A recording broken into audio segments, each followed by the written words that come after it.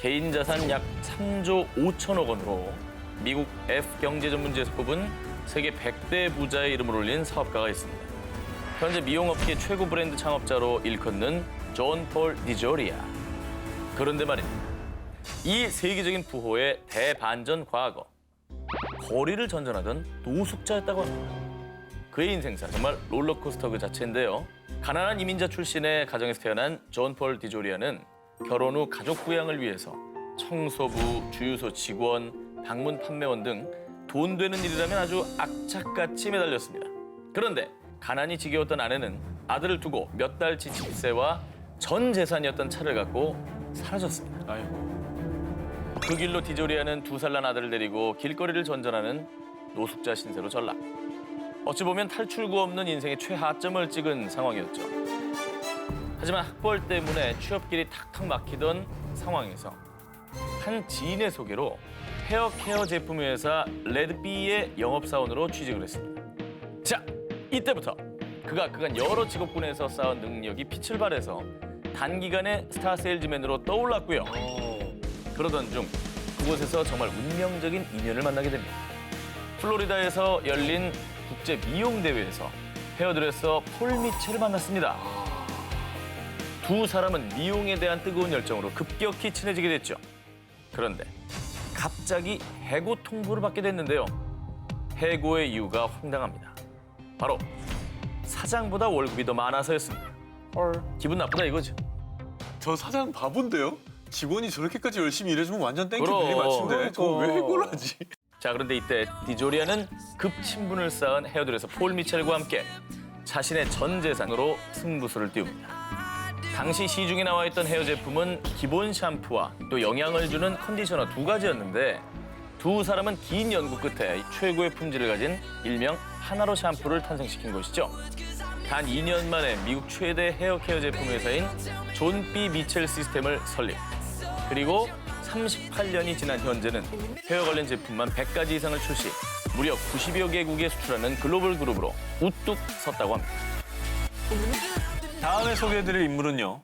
재미 동포이자 할리우드 톱 메이크업 아티스트 테일러 장 바바이안입니다. 그녀를 말할 것 같으면 미국 싱어송라이터 폴라 압둘, 래퍼 카니에 웨스트, 이제는 할리우드 배우로 거듭난 김윤진 씨까지 할리우드를 쥐락펴락하고 있는 메이크업 아티스트로요. 와. 유명 패션 잡지인 보비, LB 등의 장 바바이안의 메이크업 팁이 실리는 건 기본이고 총 3권의 메이크업 책을 출판할 정도로 할리우드 메이크업계를 평정한 인물이라고 할 수 있습니다.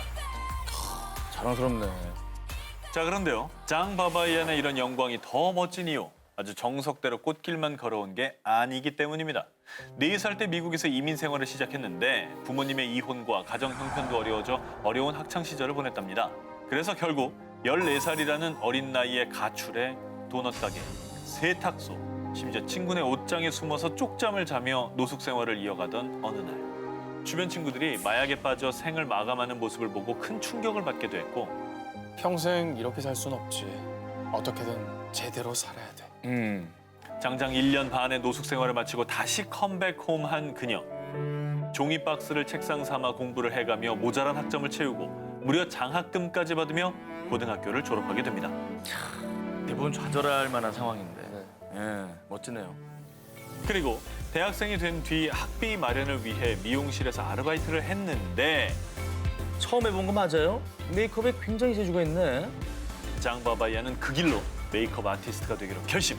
곧바로 유명 메이크업 아티스트 에이전시 크루티에르 리믹비에 들어가기 위해 7개월을 문을 두드린 끝에 답변이 왔습니다.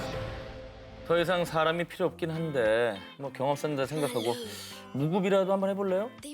그래서 낮에는 미용실에서 일하고 밤에는 촬영장을 따라다니며 메이크업을 배웠는데요. 그렇게 20년 이상 한 우물을 파 메이크업 분야에서 세계 최정상에 오른 장 바바이안. 그녀는요, 어려웠던 과거를 지우고 싶지 않냐는 질문에 이렇게 답합니다. 기운이 떨어질 땐 닷새 동안 못 먹었던 경험. 건물 계단에서 자던 때를 떠올려요. 과거는 강력한 힘입니다. 중국 미술계 파워 컬렉터의 과거. 지난 2015년 11월 뉴욕에서 열린 예술품 경매장에서 전 세계 미술 컬렉터들의 이목을 집중시킨 작품이 있었습니다. 바로 이탈리아 천재 화가 모딜리아니의 작품 누워있는 나부. 그런데 그 그림 내가 사겠어. 뭐 한 1억 7천만 달러면 될까요? 한 통의 전화로 경매 시작 단 9분 만에 당시의 세계 미술품 경매 사상 두 번째로 높은 가격인 1억 7,040만 달러. 우리 돈으로 치면 1,970억 원 정도에 낙찰됐습니다. 아우. 이 그림을 구매한 주인공은 중국에서 화학, 부동산, 금융 분야의 10개 지주회사인 S그룹의 류이첸 회장. 그런데 이 류이첸 회장의 과거가 아주 놀랍습니다. 1963년 중국 상하이, 넉넉하지 못한 가정에서 태어난 그는 14살이 되던 해에 중학교를 자퇴, 곧장 사회에 뛰어든 소년 류이첸은 노점상에서 가방을 팔다가 돈을 좀 모아서 택시기사로 나섰습니다. 그런데 그가 27살이 되던 해인 1990년, 참고로 당시는 중국의 주식시장이 개설되던 해였는데요. 우연히 만난 한 동창을 통해 난생 처음 주식이라는 것을 알게 됐고요. 택시 운전을 하면서 수많은 손님들을 태운 그는 그동안 귀동냥으로 들은 정보와 촉으로 성장 가능성이 있어 보이는 한 회사의 주식 100주를 주당 100위안에 구입합니다. 저게 사실은 그 대단한 전문가들도 아니고 그죠? 승객들 얘기를 듣고 저걸 샀다는 게 근데 촉이 있으신 분은 뭔가 감이 온 거죠. 불안하다. 그것도 그렇고 지금 이 사람이 저걸 산 게 1990년 샹하이잖아요. 1990년은 중국이 아직 그렇게 잘 살기 발전하지 전이죠. 않아서 아마 택시를 탄 사람들이 기업들의 아주 고위층이었을 거예요. 그러니까 그 사람들이 말한 얘기가 핵심 정보였을 가능성이 있는 거지. 택시 아무나 못 탈 때. 아무나 못할 때였으니까. 어. 그런데 1년 뒤에 이 주식이 뛰다 못해 아주 날았습니다. 어머. 무려 100배나 말이죠. 아휴. 주당 100위안이었는데 이게 주당 10,000위안까지 올라갑니다. 부자가 세상 많다는 중국에서도 상위 1% 부자가 된 류이첸 회장. 중국판 워런 버핏으로 불리는 그의 추정 자산은 15억 달러. 하나로 약 1조 7천억 원을 보유한 억만장자라고 하는데요. 항상 자신이 나는 문화적 소양이 뛰어나지 않은 졸부다. 아이고. 이렇게 자기를 표현합니다. 진짜 겸손하시네. 그러니까 류이첸 회장은 2012년 12월엔 샹하이의 미술관을 개관한 뒤에 이 귀한 작품들을 중국의 어린 세대들이 보고 자라 예술적 소양을 키웠으면 좋겠습니다. 라는 말을 남겼다고 합니다. 차.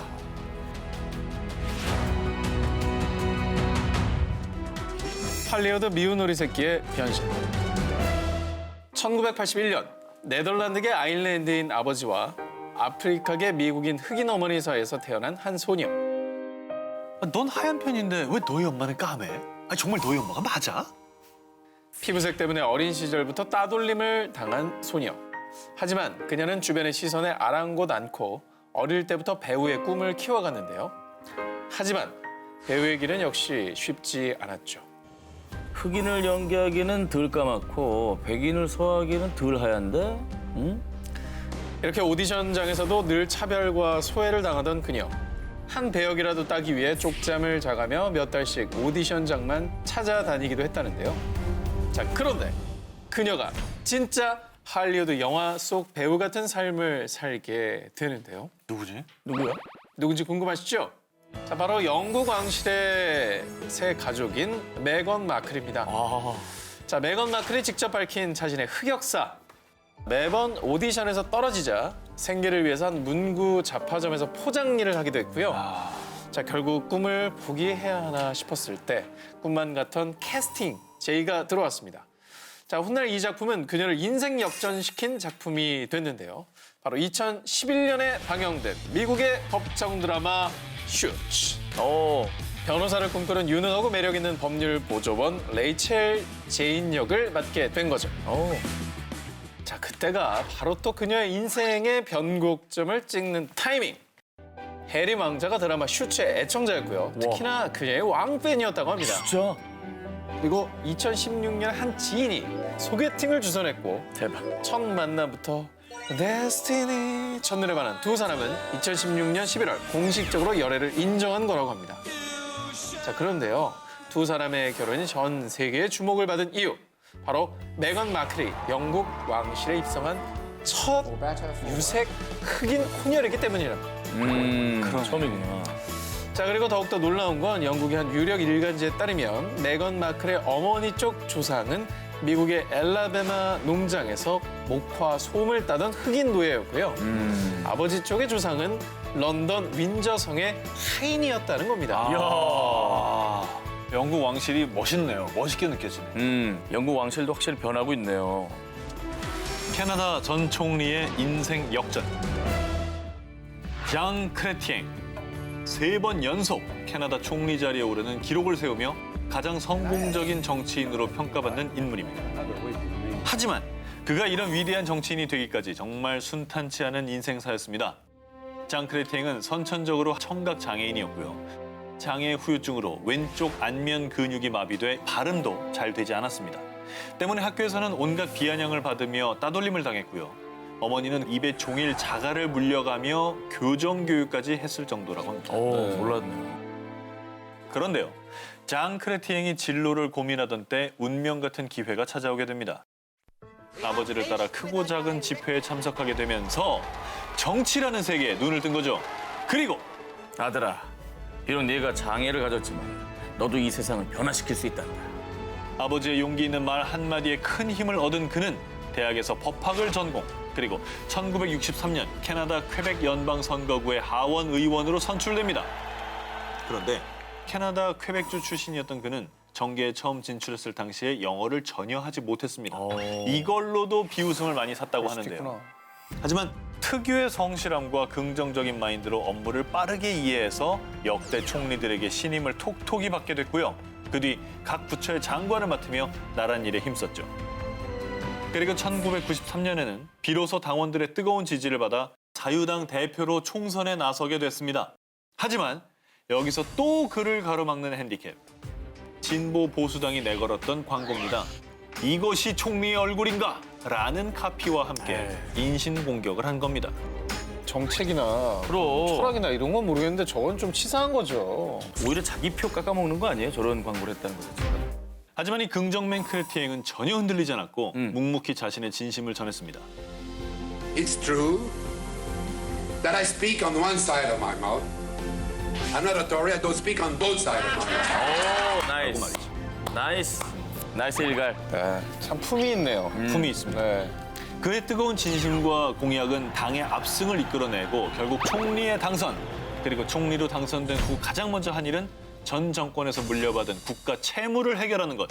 긴축 재정으로 정부 예산을 과감히 삭감하고 그리고 여러 국가와 자유무역을 수용하며 수출 호재를 터뜨렸습니다. 그 결과 90년대 말에는 연간 8조 7천억 원의 재정 흑자를 기록하며 캐나다 경제를 안정화시켰다고 합니다. 야. 그래서 언론과 국민은 그를 두고 캐나다를 세계 최고의 국가로 이끈 남자라고 칭송한 겁니다. 아르헨티나의 구세주 메시 비망로. 현존하는 최강의 공격수라 평가받는 바로 그 이름, 리오넬 메시. 그의 고난사는 30여 년 전으로 거슬러 올라갑니다. 철강 노동자이자 지역 축구팀 코치였던 아버지와 청소부 어머니 사이에서 태어난 메시. 그는 아버지의 영향으로 자연스럽게 축구와 가까워졌고요. 1995년 뉴웰스 올드보이스 유소년 팀에 입단해 유망주로 주목받았습니다. 메시는 날카로운 슈팅과 오랜 시간 지치지 않는 체력으로 입단한 해부터 4경기 연속 팀의 우승을 이끌어냈는데요. 하지만 쭉쭉 승승장구할 것만 같았던 그에게 청천벽력 같은 일이 벌어집니다. 아드님께서는 성장 호르몬 결핍증입니다. 신장은 많이 커봐야 150cm 남짓일 겁니다. 축구 선수로서는 아주 치명적인 결함일 뿐더러 게다가 치료를 위해 필요한 돈은 매달 $1,000. 그렇게 안타깝게 꿈을 포기해야 할 위기에 놓였습니다. 그런데 2000년 어느 날 가족들 모두 스페인으로 건너온다면 우리 쪽에서 모든 치료 비용을 지불하겠습니다. 오? 설마 그렇게 어린 나이에? 그렇습니다. 하루 10시간씩 연습을 하고 유소년 축구단에서 매 순간 최고의 플레이를 해온 메시. 그의 재능을 눈여겨보고 있었던 세계 명문 구단 FC 바르셀로 B에서 엄청난 제안을 해온 것이죠. 그리고 입단 후 구단의 지원으로 꾸준한 치료와 훈련을 받은 메시는 170cm까지 성장할 수 있었습니다. 그럼에도 평균보다 작은 신장을 보완하기 위해서 날렵한 드리블과 재빠른 플레이를 강점으로 삼아 유소년 축구계를 그야말로 평정해버립니다. 그런데 이렇게 쭉쭉 메시의 인생이 고속도로처럼 뻥 뚫렸느냐? 아닙니다. 2006년엔 독일 세계 축구 대회 국가대표 선수로 출전을 했는데요. 상대편을 팔꿈치로 가격해 47초 만에 퇴장. 게다가 독일과의 8강전에서는 벤치만 지켰습니다. 그러자 그 실력 좋은 줄 알았는데 완전히 속빈 강정이네 라며 그에 대한 부정적인 여론이 쏟아지기 시작.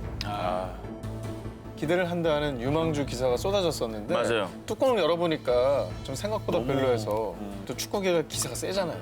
혹평이 막 엄청 쏟아졌던 기억이 나요. 하지만 묵묵히 연습을 거듭했습니다. 그렇게 얼마 뒤 2008년 유럽 축구연맹 리그에서는 보란 듯이 이 리그에서만 무려 23골을 넣으며 내가 바로 메시다를 보여주었습니다. 2009년엔 FIFA 선정 올해 선수상을 비롯 축구 선수로서 받을 수 있는 상은 모조리 휩쓸어버린 메시는 전 세계 모든 축구 팬들에게 구세주라는 뜻의 메시아라 불리게 됐습니다.